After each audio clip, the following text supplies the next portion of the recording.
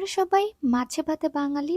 আর মাছের মধ্যে ইলিশ মাছ হচ্ছে আমাদের ইমোশনের একটা জায়গা। আর আমার ক্ষেত্রে মনে হয় না কখনো আমি এই মাছের উপর খুবই বিরক্ত বোধ করব। তো অলওয়েজ যেভাবে রান্না করে আজকে ভাবলাম তার থেকে একটু ডিফারেন্ট ভাবে রান্না করা ট্রাই করবো, বিকজ একভাবে রান্না করতে করতে আমারও কিভাবে একটা বিরক্ত বোধ চলে এসেছে রান্নার উপরে, মাছের উপরে না। কিন্তু বাজার থেকে মাছ কিনে আনলে কিন্তু অলওয়েজ আমি কেটে আনতে বলি, কিন্তু ইলিশ মাছের ক্ষেত্রে কিন্তু সেটা ব্যতিক্রম, কারণ আমার ইলিশ মাছ কাটতে খুবই ভালো লাগে। আর হ্যাঁ, মিট মাই জোজো, এটা হচ্ছে জোজো আর তার বাচ্চা, মানে ভিডিওর মধ্যে ওদের দুজনকে একসাথেই দেখতে পারবা। মজার বিষয়টা হচ্ছে ওদেরকে বিড়াল ভাবা বন্ধ করো তোমরা প্লিজ। হ্যাঁ, ওরা কিন্তু একদমই বিড়াল না, বিকজ বিড়াল মাছ খায়, ওরা মাছ খায় না। তাও আবার যদি ইলিশ মাছ ভেজে আমি সামনেও রেখে দিই তাও ওরা ধরবে না, মানে কি ভদ্র বলো। এদিকে আমি মাছটাকে পিস পিস করে কেটে নিয়েছি আর লবণ পানি দিয়ে খুব সুন্দরভাবে মাছটাকে পরিষ্কার করে ধুয়ে নিয়েছিলাম। দেন হলুদ গুঁড়া, মরিচ গুঁড়া, লবণ, খানিকটা জিরার গুঁড়া মিক্স করে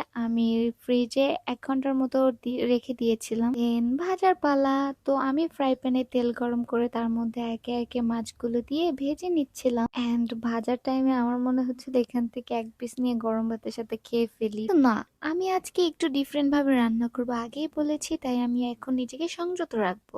তো আগে থেকে কেটে রাখা পেঁয়াজ আমি তেলের মধ্যে দিয়ে দেব আর আমি ওয়েট করব until it was ready. When it's look a little bit of red, that time I add some water, then added some ginger and garlic paste. তারপর আমি এর মধ্যে কাঁচামরিচ দিয়ে দিব। দেন মাছের পালা, একে একে আমি সুন্দর করে সাজিয়ে মাছ দিয়ে দিব। তারপর এখানে আমি বয়েল করা লিকুইড মিল্ক দিয়ে দিব। আমার কাছে টক দইটা অ্যাভেলেবেল ছিল না, চাইলে এর মধ্যে তোমরা পেস্তা বাদাম আর যে কোনো বাদাম বাটা ইউজ করতে পারো। তো মিল্কের মধ্যে আমি বাদাম বাটা দিয়ে এটাকে ব্লেন্ড করে তারপরে এখানে অ্যাড করেছিলাম, যেটা দেখতে খুবই ইয়াম্মি লাগছিল। যখন এটা অ্যাকচুয়ালি ফুটতে শুরু করে তখন এটার ঘ্রাণে আমার বাসার সবাই একদমই পাগল হয়ে গিয়েছিল।